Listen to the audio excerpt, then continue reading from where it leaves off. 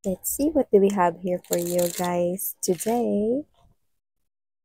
Let's see. Oh, Destiny. The Wheel of Destiny or the Wheel of Fortune right here. It looks like a clock to me. Alam mo yung sa loob ng relo, pag binuksan mo yon, no, parang ganito yung itsura. So whatever the case maybe looks like, there is some kind of a timing. It feels like perfect timing this time. And I mentioned this time, so there could possibly be something here that already happened. Okay? At mukhang this time, or ngayon, is perfect timing na for you. So what could that possibly be? Let's see. Someone is bringing back into your life, but I do not feel that this is someone na ex mo. Like, hindi. But this could possibly be someone na posibleng minsan mo nang na-encounter, minsan mo nang nakilala. Let's see. Let's take a look at what ang nalaglag. We have here this Four of Swords. Okay, in reverse. So, I do see that this is someone here na posibleng nakasama mo, no, during nung nagbakasyon ka or during nung times na naka-relax ka lang, yung ganon, no. So, parang not related to work. Okay? Alam mo, parang ikaw kasi, pag nagtatrabaho ka, parang hindi ko nararamdaman na nagtatrabaho ka. Parang masaya ka kasi, no? Hindi niya maganda, no? You love your work, na parang hindi mo nararamdaman na work yan. Okay? Let's see. Something's fishy. We've got the Hierophant. So it looks like there's something here going on spiritually. Let's see.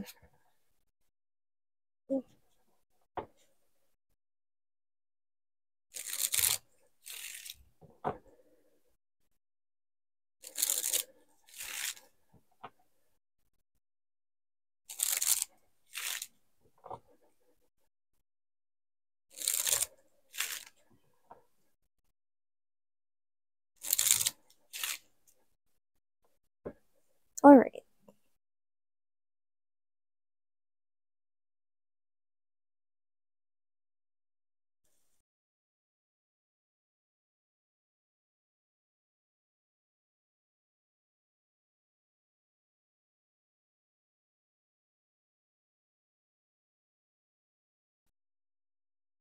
Oh, nice. Parang may naghahanap ng business partner dito, kasosyo, or baka usapang trabaho to, baka sa trabaho kayo magkakakilala nitong person na to. Pero, ang maganda dito mga babes, with the 12 wands energy right here and there's this temperance, I do see na nagkita na kayong dalawa. Minsan na kayong nagkita, no, at nagkakilala in this lifetime right here. So, maaari magkagulatan kayo like, oh, ikaw yung, yan, no? Oo, naalala kita. Yan, no? So, whatever the case may be, ganon. Yan, no? Taray. So, babes, natignan muna natin lahat bago natin tuloy ang pag-usapan. Ito for you guys. Six of Coins, right at the heart of this reading. Ang cute ng message na nakuha ko dito with the Seven of Swords and there's this Page of Swords energy. Okay? Wow! So, this is your mutual energy. Ace of Cups! Definitely. Okay. Yeah! Okay. Beautiful. So, before we start to talk more about this, let me just greet everybody. Hi and hello there, new subscribers. By the way, ako po si Yan. Welcome. At sa mga returning viewers, thank you so much for the warm love and support na binibigay niyo sa akin. So, kung hindi niyo pa knows, meron po tayong isa pang channel. Link is down below in the description box. So, kung interested rin kayo na tumambay dyan, then, kita-kita tayo dyan, mga babes. Yun nga, basta just take only what resonates, ha? So yun ha, wala tayo ditong gender, ba, lalaki, LGBT, lahat kayo welcome. You can flip roles if you want since this is general reading. And at the end of the day, of course, you always have your free will that is free mo rin naman na gamitin. So we have here this Two of Wands energy and there's this Temperance. I do see strongly right here that there is someone here na nag-cross ng inyong paths and you will cross paths once again. So nakita ko na meron ka ditong nakilala na, meron ka dito na na-meet na before na makikita mo ulit. Like kagaya ng sinabi ko kanina, oh, kilala kita. Ikaw yung ano, no? So, I do see na nagkaroon na kayo ng encounter nitong person na to, no? And maaalala ka rin niya. This person also, mare-remember ka niya rito, no? So, this person could be looking for a business partner also, do you? Pero business partner nga lang ba talaga ang matatagpuan ninyo sa isa't isa? Yan. Because I do see that it's more than that. And it looks likely na mukhang talagang mas pajaan. So, we have here this building something strong, building something like a strong foundation or a legacy right here, Three of Coins energy. And I do see that both of you with the Nine of Wands, I mean Nine of Coins energy, no? And but I mentioned Nine of Wands. I do see that this is you. You will definitely welcome this new person here in your life, no? And you will get a chance to get to know more this person. Kasi maaring nung unang encounter ninyo, like, posibleng pinakilala lang siya sa inyo or nagkakilala lang kayo baka sa seminar or sa business travel, no? Pero hanggang dun lang, di naman nadagtungan, di naman nakapag-communicate ng mas maayos, no? And I do see that this person here, you are willing to welcome this person. I do see that with the full card energy, this person could be someone na posibleng coming from a different ethnicity or background. Or maybe yung iba sa inyo is foreigner or may half-blood siya rito ng ibang lahi, no? Foreigner kind of thing. But doesn't have to be. But I do see that this person here is someone who is lively and humorous, no? Funny. So, yun na nakikita ko rito. So, I think you will drive, no? At nakikita ko rito na parang kahit na seryoso yung maging situations ninyo when it comes to work or when it comes to negosyo, I do see na parang lahat ay magaan, no? Gagaan because both of you are in this partnership together. Para lang kayo rito nag-e-enjoy. Para lang kayo rito naglalaro but you're making money. Yan. So I do see that this person here will be your support and I do pick up that this will be something here that will flourish into friendship and there's something more. Alam mo, parehas kayo dito nag-give into this type of situation, Six of Coins energy. I'm seeing na parehas kayo dito na gusto ninyong mas makilala ang isa't isa at mas nagiging interesado na makilala ang isa't isa. But both of you have this mutual energy. No, parehas kayo dito that with the Seven of Swords energy and there's this Page of Swords. No, once na may maramdaman kayong kakaiba out of this connection here, like you're steering each other's emotions and feelings, you're just quiet, no, about this. You're trying to observe it silently. You're trying to observe it, no, na walang sinasabi with each other, walang pagtatapat with each other, no, you're just keeping it quiet, observing it, but being aware of what's really going on. So, nakita ko dito din with the Seven of Swords energy na pares kayo with the Page of Swords na parang magiging cautious kayo kapag may nagsimula na kayong maramdaman for each other.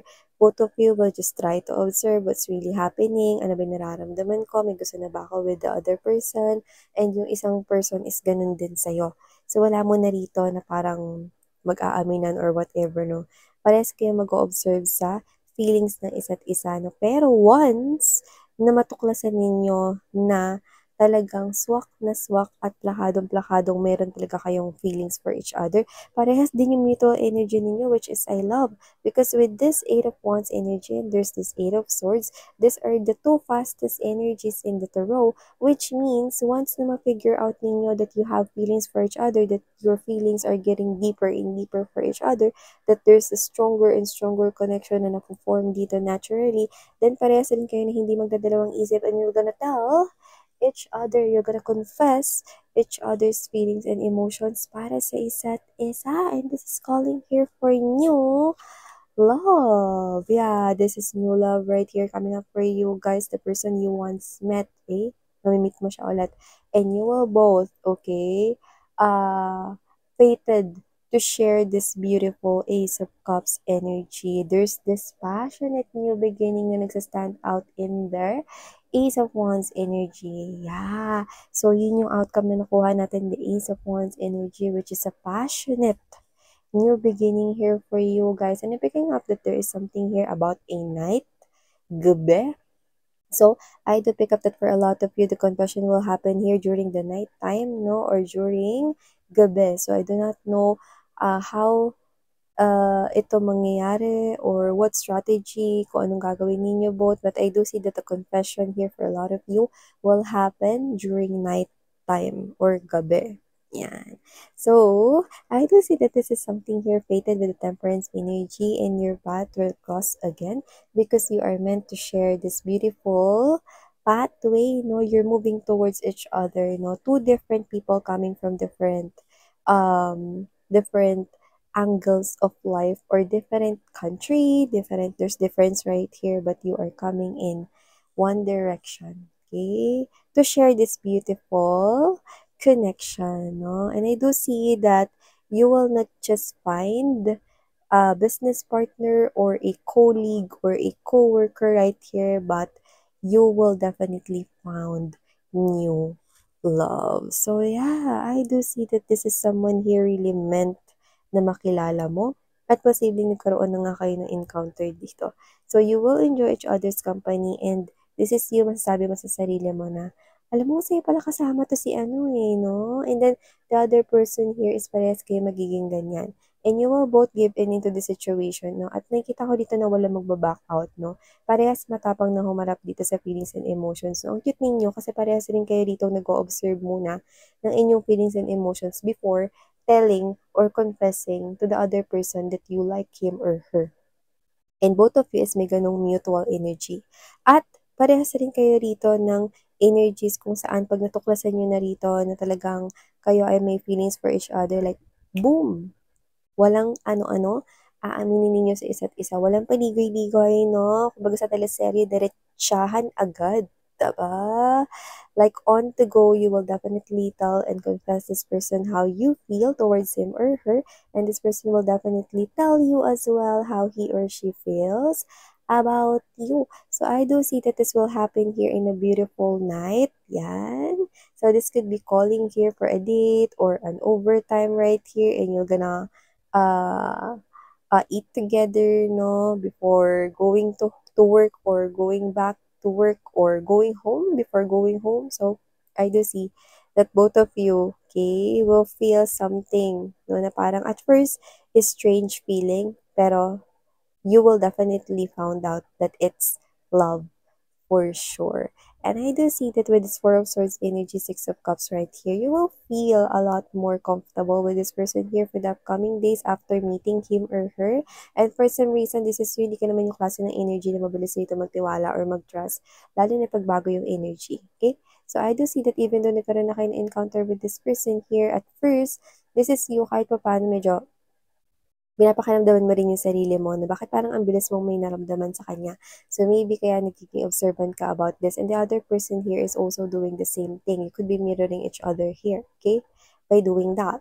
So I do see that eventually you will both find each other here very comfortable to talk with. And I do see you here wanting to converse more and to dive into this connection more with this person. And I do see that you love this person's attitude, characteristics, lalo na yung pagiging humorous niya, no? Talagang plakak na plakak para sa'yo, habay na habay para sa'yo, yung mga jokes niya rito, no? Or baliktarin niyo na lang na maaaring kayo yon, no? And this person here loves your humorous side. And I do see na hindi rito, walang dull moment, wala rito na parang patay moment, no? Kapag kayong dalawa ay magkasama, no? You enjoy working together. Okay? Even though the situation is calling for something serious right here, or like there's this emergency meeting related to work or finances right here, but you two stay calm as long as you are in partnership right here. You rely with each other right here, and the outcome is always superb. laging positive outcome, laging positibo ang resulta na nakukuha ninyo. Okay, so I do see that both of you will definitely found each other here. Like, hindi naman talaga love ang hinahanap ninyo, like a business partner ang hinahanap ninyo or a coworker right here, but you will definitely found love. So, wow, I do see that both of you are really meant to share this fated connection here. And for some reason, maaaring ipakilala ito sa inyo na inyong katrabaho, may gano'n tayong nakukuha dito, or someone here na kung katrabaho mo yan, posibleng hindi mo katrabaho ngayon, pero maaaring naging katrabaho mo na before yung magpakilala sa'yo as a bridge siya, no, for this person, no. That will not applicable here na mag-resonate to all of you, pero meron dito mga energies na yung old ninyong katrabaho is yun yung magiging bridge or tulay para makilala ninyo itong person na to. Yan. Or baka nakilala mo 'tong person na 'to 'no, through sa dati mong katrabaho 'no, maaring dun sa birthday party and both of you know this person here. And eventually, you will cross paths again. Maybe magkakaroon siya rito ng work 'no, at kailangan niya rito ng partner, no? And it so happen ikaw yung mapipili na maging partner niya, lalo na kung nagkatrabaho kayo sa isang company. Or maybe this person here is moving sa malapit sa area ninyo. No, kasi doon niya balak magtayo, no? Magka-spot ang kanya rito na business. So, nakita ko rito that both right here are heading towards this beautiful connection and this is a fated one. This is something here that is meant for you to experience and this is a love like no other. You will enjoy this person's presence right here, like no pressure at all. Even though this is you, no, na ma-realize mo dito na meron ding mga times na parang hindi kayo magkaka-jive sa mga decision, lalo na kung partner kayo when it comes to work or task or job task right here.